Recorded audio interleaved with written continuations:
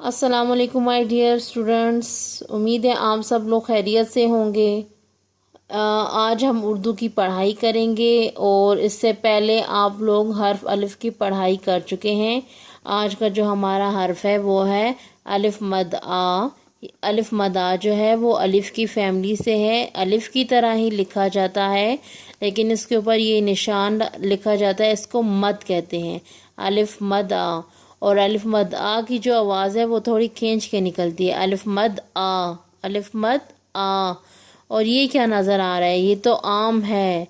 अलिफ मद आ से आम, अलिफ मद आ से आम, अलिफ मद आ से आम।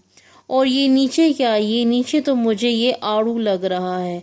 अलिफ मद आ से आड़ू, अलिफ मद आ से आड़ू और अलिफ मद आ से आम। आज आपने क्या करना है कि इस हर्फ की पढ़ाई करनी है, इस हर्फ की अच्छे से पढ़ाई करनी है।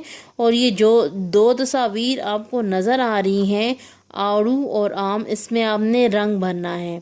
आड़ू में आपने हल्का गुलाबी रंग करना है और आम में आपने जर्द रंग करना है, जैसे कि ऊपर वाली तस्वीर में किया गया है।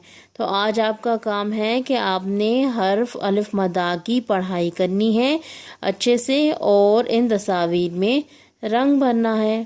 Thank you.